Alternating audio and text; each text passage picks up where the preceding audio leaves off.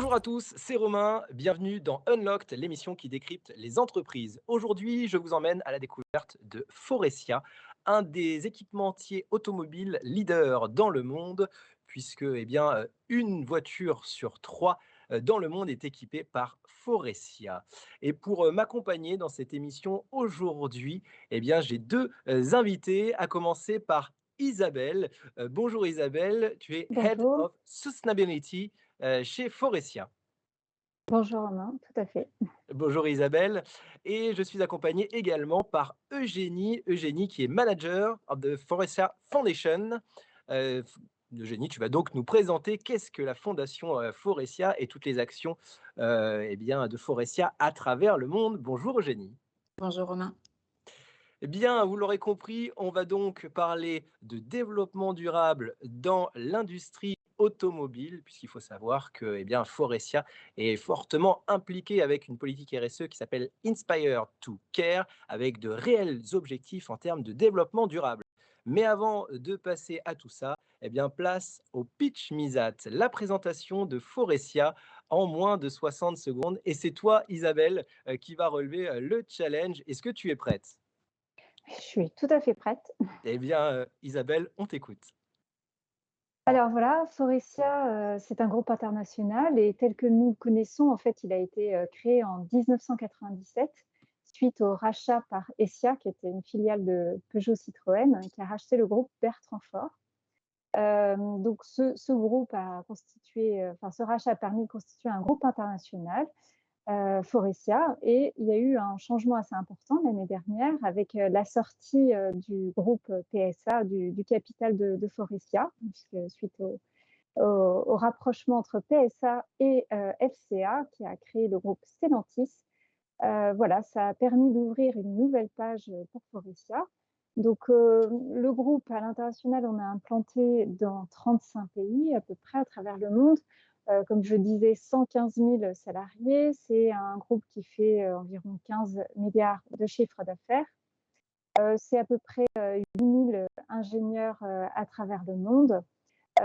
Faut compter à peu près 250 sites et puis une quarantaine de sites industriels et une quarantaine de centres de R&D. Forestia a 4 activités principales. La première, c'est tout ce qui est sièges, donc les sièges pour la voiture. Après, tout ce qui est intérieur, donc tableau de bord, panneau de porte, tout ce qui est en fait électronique embarquée pour la voiture, parce qu'il y en a de plus en plus dans les voitures, et donc nous on est aussi sur ces activités-là. Et enfin tout ce qui est solution de dépollution pour la voiture. Donc les deux grands axes stratégiques de Forestia dans l'automobile, c'est le cockpit du futur vers la voiture autonome, tout ce qui est confort, expérience intérieure, et la mobilité durable. Donc voilà Forestia aujourd'hui. Je ne sais pas si j'ai remporté le succès des moins de 60 secondes, mais Eh ben parfait, je crois que ça fait un petit peu plus, mais c'est pas grave, comme ça on en sait bien plus sur l'activité de Forestia. Parlons maintenant et rentrons dans le vif du sujet de cette émission, parlons de développement durable. Alors Isabelle, finalement ce que je comprends, c'est qu'on peut être un groupe international dans le secteur de l'automobile et être pleinement engagé dans le développement durable. Comment cela se traduit chez Forestia? alors en effet, ça ne s'oppose pas et ça doit se rejoindre pleinement et c'est le cas chez Forestia. Donc en 2018, comment ça se traduit en 2018? En fait, la direction générale de Forestia a choisi en fait de publier ses convictions en matière d'enjeux de développement durable, convictions qui ont été aussi reprises et signées par le conseil d'administration. Donc c'est un gros point de départ sur cet engagement développement durable, pour ensuite le traduire en une feuille de route. C'est pas le tout d'avoir une vision, une ambition, il faut la traduire concrètement. Et cette feuille de route, elle a été très simplement construite en 3 piliers, donc planète, business, people. Sur la partie planète, c'est vraiment notre engagement d'être neutre en CO2 à l'horizon 2025 pour tout l'impact de nos sites industriels. C'est de diviser par 2 nos émissions de CO2 sur les produits que l'on fabrique. ça ne comprend pas l'usage des produits dans la voiture, c'est enfin investir dans les clean technologies, donc vraiment les technologies propres. Sur la partie business, c'est vraiment montrer qu'on intègre ce développement durable dans notre façon de travailler au quotidien, dans l'éthique au travail, dans la sécurité au travail pour les collaborateurs, la sécurité de nos produits, et puis toute notre chaîne de valeur avec nos fournisseurs, s'assurer que eux aussi ils appliquent en fait ces engagements et le respect de ces codes éthiques et de développement durable. Enfin, sur la partie people, c'est vraiment permettre à chaque salarié d'accéder à un niveau de formation, un certain nombre d'heures de formation. Donc, sur tout ce que je vous cite, à chaque fois, on s'est donné des objectifs chiffrés à 2025, comparé à une base de 2019. C'est également permettre de déployer plus la diversité et l'inclusion au sein du groupe, avec un premier axe très fort sur la diversité de genre. Donc, c'est un sujet sur lequel Forestia est déjà largement investi et s'est fixé aussi des objectifs ambitieux à 2025. Et enfin, c'est permettre d'être vraiment un acteur vraiment intégré sur les différents territoires et participer aux solidarités locales avec les associations locales, ce qu'on fait déjà et ce qu'on souhaite continuer largement à faire, et notamment à travers la fondation, comme Eugénie va l'expliquer. Très bien, eh bien une belle, politique, mais je suppose que, pour mettre en place une telle politique avec de tels objectifs, je suppose que c'est tout un écosystème qu'il faut repenser dans ce milieu de l'industrie automobile? Oui, c'est tout un écosystème. Enfin, on passe pas de noir à blanc. C'est une évolution progressive et qui se fait, je dirais, presque naturellement. D'abord parce que le monde évolue et que nous, bah, on vit dans ce monde et on s'intègre dans ce monde. C'est aussi parce qu'on a envie d'être ambitieux. Donc, on va pousser ces sujets pour s'assurer qu'ils sont vraiment intégrés dans toutes les politiques, dans les programmes, les plans d'action. Et donc, pour vraiment le mettre en action dans l'entreprise, c'est d'abord s'assurer que toutes les instances de décision vont pouvoir revoir régulièrement les avogrés. Donc, on a tous les trimestres des revues avec la direction générale, tous les semestres avec le conseil d'administration. Régulièrement, ça peut être presque du quotidien ou du mensuel ou de l'hebdomadaire avec les équipes opérationnelles. Donc ça, c'est le suivi sur les prises de décision, s'assurer qu'on progresse correctement. C'est également mettre, l'intégrer en fait dans la rémunération variable des managers. Donc, on a déjà 300 managers qui ont dans leur rémunération long terme 10% de leur rémunération liée à des objectifs de diversité genre, donc sur l'intégration des femmes. Et cette année, on a également un objectif sur l'intégration des objectifs CO2 pour les 4800 managers du groupe sur leur rémunération court terme. Donc voilà, bien sûr, le CEO a aussi ses objectifs dans sa rémunération. Là, c'est pour montrer jusqu'à quel niveau on Mmh. va. On l'intègre vraiment sur la rémunération de chaque manager. Donc tout le monde y est incité. Bien sûr, et je suppose que c'est toute la supply chain aussi qu'il faut revoir, les fourni enfin, qu'il faut revoir ou qu'il faut adapter, les fournisseurs et les choses comme ça?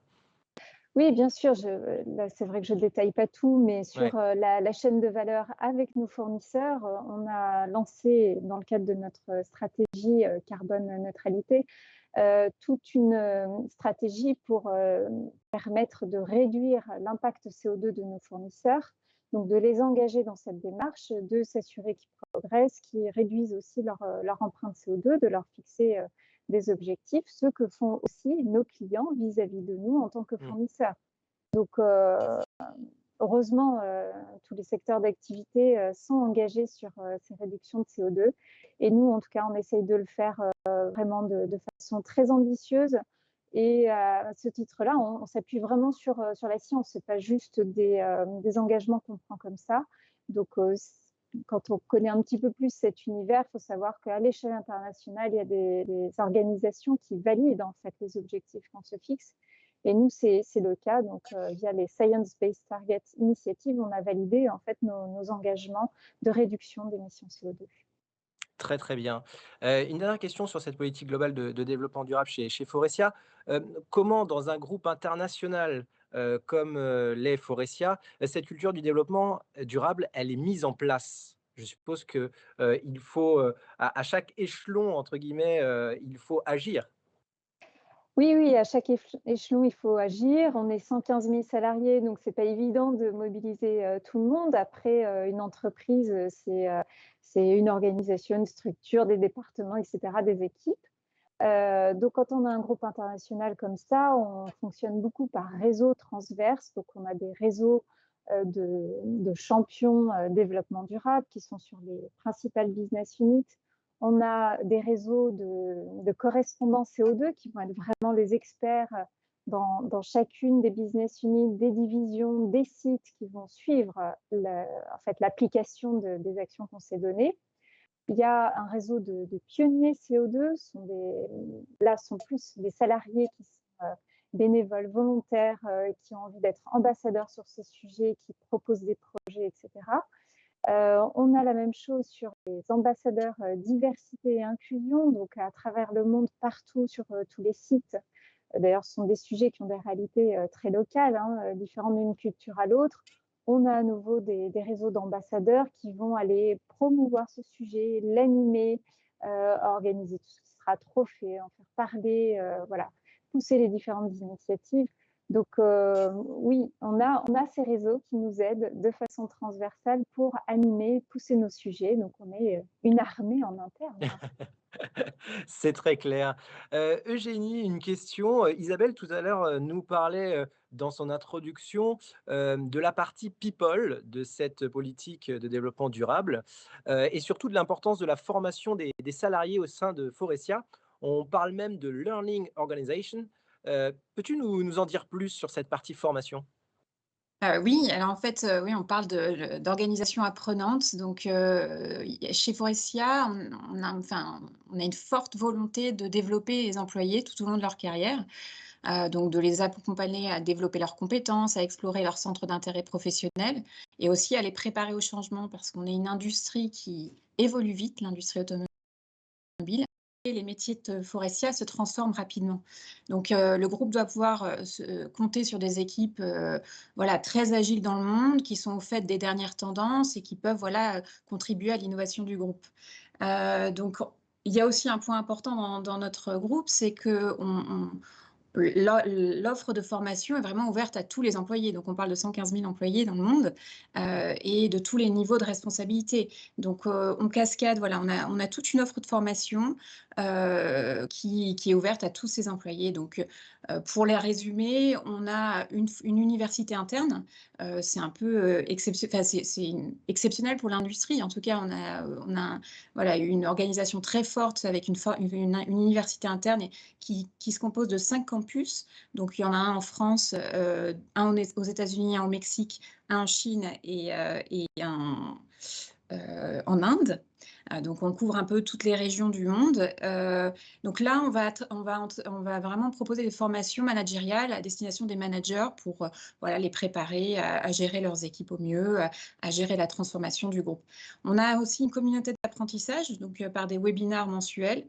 Et là, c'est plutôt l'idée d'aider les employés à mieux comprendre les enjeux de transformation, donc les tenir au courant des dernières tendances.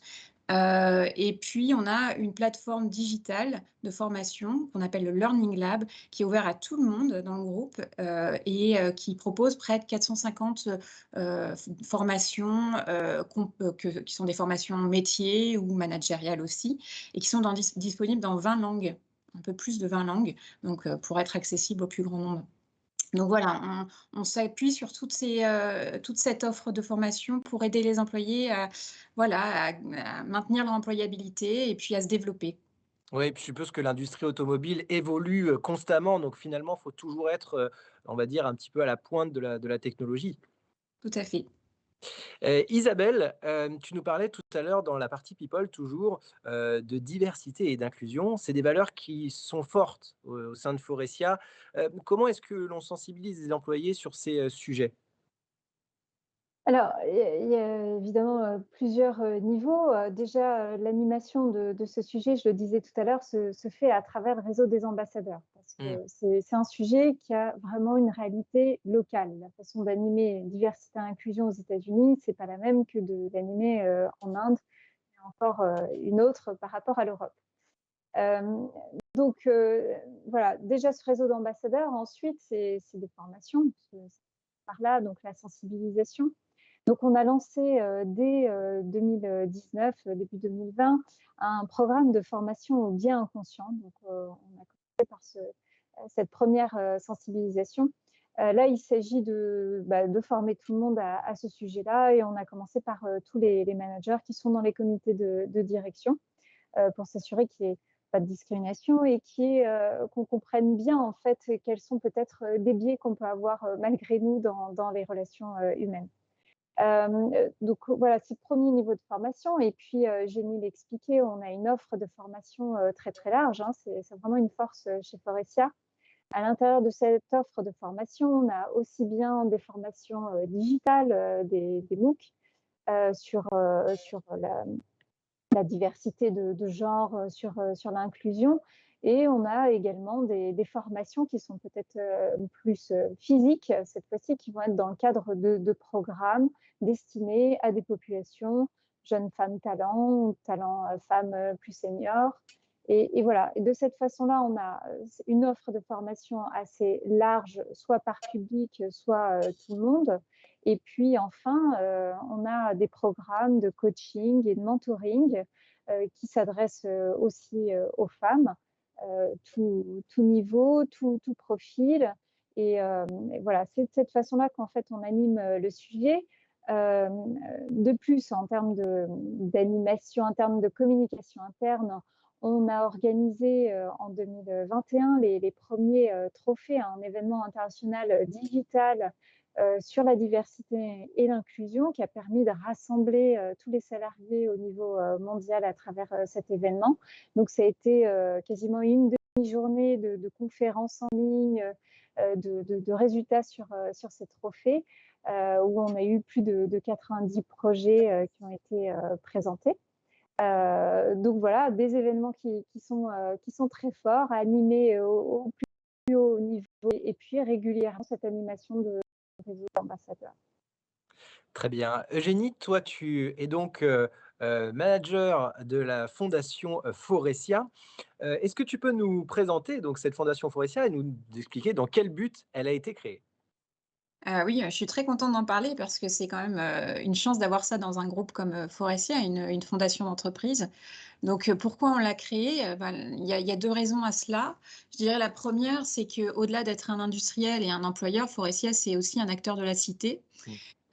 Et donc dans ce cadre-là, voilà, il doit pouvoir mobiliser son expertise, ses collaborateurs au service des grandes causes, en fait, solidaires et grandes actions solidaires. Donc pour aller au-delà de son mandat d'industriel, il nous fallait, voilà, un levier d'action, et donc la fondation d'entreprise, nous permet de faire ça. La deuxième raison, c'est qu'historiquement, les collaborateurs de Forestia ont toujours été très enthousiastes pour développer des initiatives solidaires depuis de nombreuses années. Et c'est d'autant plus vrai dernièrement qu'on fait face à une augmentation quand même de défis sociaux et environnementaux plus importants à travers le monde. Donc, on a ressenti le besoin, d'aller plus loin avec les employés, de leur donner les moyens d'agir et surtout de faciliter leur passage à l'action et leur engagement dans des projets solidaires.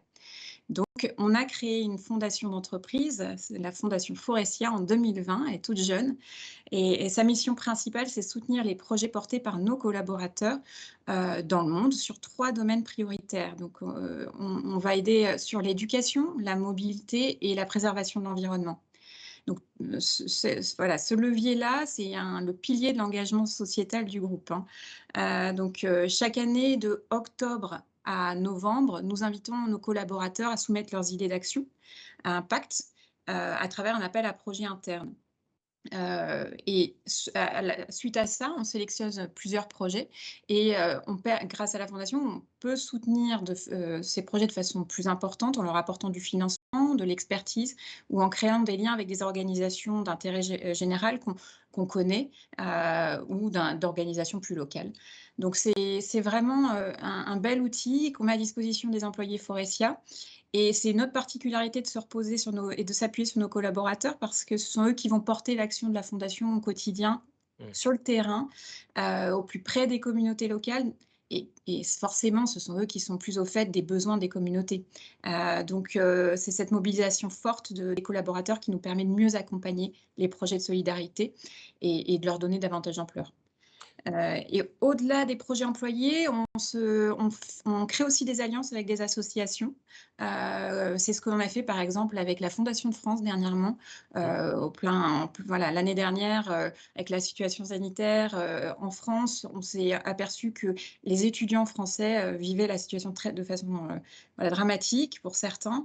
Donc nous avons souhaité apporter notre soutien à leur programme d'aide envers les étudiants, qui étaient vraiment particulièrement affectés par la crise.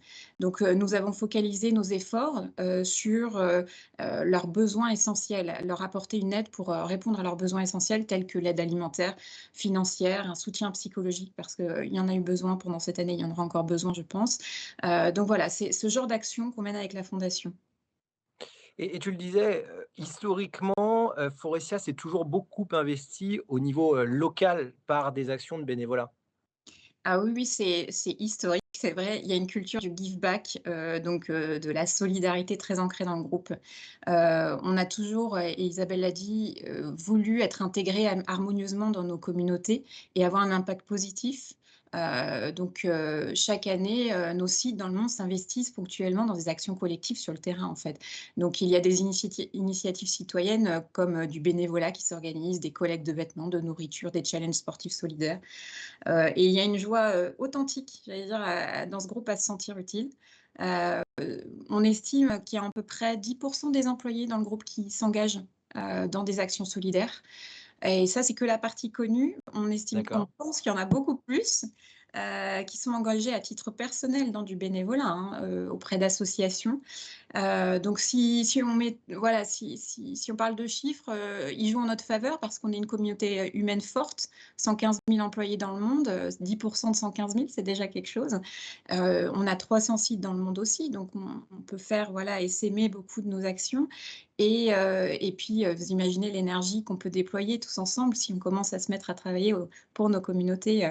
Voilà, donc c'est vraiment ancré chez nous, redonner à la communauté là où il y a un besoin. Les campagnes les plus connues chez nous, on va parler de la campagne Fuel, c'est Forestia Unites with Employees for Local Services. Donc c'est une campagne qui a été lancée en 2010, donc il y a quand même quelques années maintenant, pour lutter contre la faim en Amérique du Nord. Et cette initiative, elle s'est complètement développée au sein du groupe, elle s'est étendue dans plusieurs pays. Et aujourd'hui, c'est un programme fort dont les employés sont très fiers. Donc ça s'organise chaque année sur tous nos sites. On a aussi les projets sponsorisés par la Fondation. Donc, j'en parlais, on a vraiment cette fondation qui permet de donner plus de moyens à nos employés. Donc, par exemple, en Inde, on a sponsorisé l'éducation de près de 400 jeunes filles, près d'un de nos sites, vers Pune. En Italie, on a pu financer l'achat de véhicules électriques pour une association locale pour qu'elle continue sa mission tout en réduisant son impact environnemental. Au Mexique, on va financer un projet de reforestation dont les bénéfices vont être entièrement reversés à une association locale qui aide les enfants atteints de cancer. Ou encore, on aide un programme d'école mobile pour les enfants des rues au Mexique, en Roumanie. Donc voilà, c'est plein d'actions qu'on mène avec nos employés. Et cette année, on va aller un cran plus loin encore parce qu'on va leur proposer une plateforme d'engagement solidaire où ils pourront s'investir pour des missions ponctuelles de bénévolat au profit d'associations, un réseau d'associations qu'on va mutualiser sur une plateforme. Et donc, il y a une multitude d'engagements, de formats d'engagement qui permettent à chacun de s'investir selon ses envies et ses contraintes. Et ça permet aussi de renforcer nos liens dans les territoires, clairement. Et je pense aussi développer le goût de la solidarité dans nos équipes, c'est une valeur forte aussi. On a vraiment envie de développer cet aspect-là encore plus. Et puis voilà, c'est un moyen aussi de rencontrer les différences dans le monde. C'est très intéressant en tout cas. Isabelle, on va reparler un petit peu de recrutement, puisqu'on arrive, eh bien, dans la partie, recrutement, le lien avec le développement durable. Est-ce qu'il existe au sein de Forestia, une évolution, des métiers du fait de votre engagement, dans le développement durable? Oui, oui, bien sûr, tout à fait. Donc tout ce qui est activité, dont on a parlé au début, zéro émission, en fait, Forestia est très fortement engagé, sur le développement des technologies hydrogène. Donc là, il y a des recrutements qui se font dans ce domaine et également, sur tout ce qu'on appelle matériaux durables, puisque je l'expliquais, donc on est sur, les intérieurs de portes, les tableaux de bord, les sièges. Donc comment on peut repenser, en fait, toutes ces matières, et le cycle de vie de ces matières pour, s'assurer qu'on est toujours moins impactant, en fait. Et là-dessus, donc c'est, dans l'automobile, quand on se lance sur des activités, ça va vite, ça avance très vite, ça se met vite en place. Et c'est le cas, il y a une division, en fait, matériaux durables, une division donc, d'activité, hein, et qui est en train d'être mise en place et pour laquelle il va y avoir, pas mal de recrutement. Donc ça passe par, des connaissances, toujours, de base ingénieur, mais aussi avec, une connaissance sur, les matériaux, sur, la compréhension de l'analyse de cycle de vie, comment, prendre en considération, ces éléments avant de développer, des produits. C'est intéressant et d'ailleurs, Eugénie, est-ce que vous recrutez en ce moment? Alors, il y a une forte dynamique de recrutement, mais il y a toujours eu ça chez Forestia et je vais prendre l'exemple de 2020, au plus fort de la crise, du covid, un moment où les entreprises avaient très peu de visibilité. Le groupe s'est engagé à faire appel à 1 000 apprentis, en France, et à maintenir ses programmes, existants pour le recrutement d'apprentis VIE et doctorants et en y ajoutant aussi un objectif d'engager, 400 stagiaires. Donc, c'était D'accord. déjà, voilà, très fort à un moment où il y avait peu de visibilité. Aujourd'hui, en quelques chiffres, Forestia, c'est près de 1 000 recrutements en France par an, environ, 500 CDI de cadres, 400 stagiaires, je le disais, 700 alternants, près de 400 VIE, et il faut savoir qu'on est parmi les premiers employeurs de VIE en France, donc c'est important de le dire. Donc oui, il y a une forte dynamique de recrutement. Ouais, c'est intéressant et puis j'ai l'impression qu'il y a une forte politique aussi pour intégrer la jeunesse véritablement dans dans cette histoire, pardon, de Forestia. Hem, on arrive sur cette dernière partie d'émission que j'aime beaucoup, pour venir conclure durant ces dernières minutes. Un petit mot, peut-être, Isabelle, qu'est-ce qu'on pourrait, dire aux jeunes qui nous regardent et qui hésitent, aujourd'hui à postuler dans une grande entreprise dans le secteur automobile comme Forestia? Une grande entreprise, au contraire, il y a énormément d'opportunités. C'est un monde dans un monde, donc rentrer dans une grande entreprise, c'est pas, se dire: «Beh, qu'est-ce que je vais faire? Je vais être noyé dedans». Non, au Mmh. contraire, là, tous les champs sont possibles.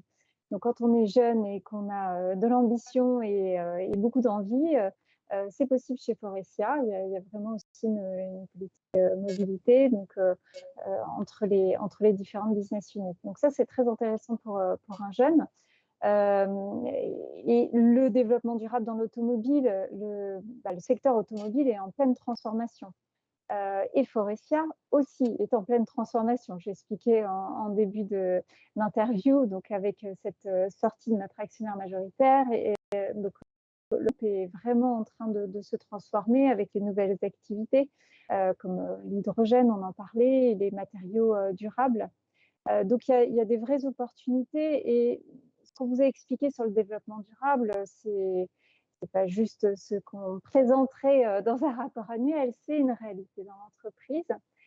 C'est une réalité, mais dans une entreprise qui est industrielle, qui, bien sûr, a pour, 1er objectif, de fabriquer des produits, de les développer, mais avec cette conscience de les développer les plus respectueusement possible, en prenant en compte, en fait, toute la connaissance, scientifique la plus à la pointe pour, intégrer des matériaux plus respectueux de l'homme, de l'environnement.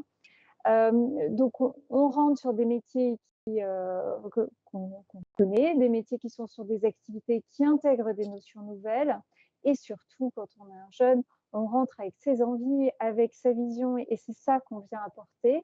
Donc le changement, intégrer du sens, aller vers du développement durable, c'est chacun qui doit le faire, qui doit le porter. On est tous acteurs au quotidien. Donc quand on est jeune, on a toute cette énergie et il faut venir l'insuffler chez Forestia. On a besoin de l'entendre et il faut la partager. Et voilà, après, c'est aussi tout l'avantage d'une entreprise qui est en transformation. C'est une entreprise qui est à l'écoute des changements. Le secteur automobile, c'est un secteur qui va vite quand il y a des changements qui se mettent en place. Donc voilà ce qui peut être proposé à un jeune. Eugénie, est-ce que toi, tu aurais un mot également à dire? Ouais, j'ai plus qu'un mot, mais il y a quelque chose de très puissant chez Forestia. C'est justement, Isabelle le disait, il faut qu'on puisse se transformer très vite. Et voilà, donc chez Forestia, on a sa capacité à prendre des décisions courageuses et ambitieuses. On le voit notamment sur l'environnement. Donc c'est très gratifiant de travailler pour un groupe qui s'engage de façon forte, presque contraignante, pour ne pas compromettre l'avenir des futures générations. Mais je dirais au-delà, pour aussi répondre aux besoins de ces futures générations. Ça passe à tous les niveaux, voilà, réduire notre impact sur l'environnement, notre engagement à faire que la diversité soit une vraie réalité. Je peux en témoigner parce qu'au siège, par exemple, de Forestia à Nanterre, on a l'impression d'être dans un Erasmus professionnel géant. On entend toutes les langues parler dans ce siège. Donc, on est... 3 nationalités à travers le monde chez Forestia, c'est beaucoup. Ouais, effectivement. Et vraiment, au siège, on parle anglais toute la journée parce que du coup, c'est vrai qu'on est entre plusieurs nationalités. Donc, il y a vraiment beaucoup de choses. La formation pour les employés, pour les préparer au changement, on les accompagne. Le recrutement de jeunes talents, on disait, pour leur mettre le pied à l'étrier. Une fondation pour leur donner les moyens d'agir au-delà de notre métier. Il y a tous les ingrédients, voilà, qui font que Forestia, c'est une belle entreprise citoyenne du monde. Ça a l'air, ça donne envie et c'est très inspirant en tout cas à vous entendre, en parler. Merci beaucoup, à Isabelle et Eugénie d'être venues, eh bien nous parler de développement durable dans Unlocked et nous parler évidemment de Forestia. Merci à vous qui avez suivi, cette émission. Je vous rappelle que vous pouvez, trouver, les offres, de job sur, eh bien, la page Forestia sur Job Teaser. Vous pouvez également vous rendre sur le Career Center, de, Forestia. En tout cas, voilà, si vous avez aimé, n'hésitez pas à liker, à partager, les belles valeurs de développement durable de Forestia et évidemment à postuler à ces offres. Je vous donne rendez-vous, très rapidement pour, eh bien, un nouveau numéro d'Unlocked, évidemment sur Job Teaser. Bye bye.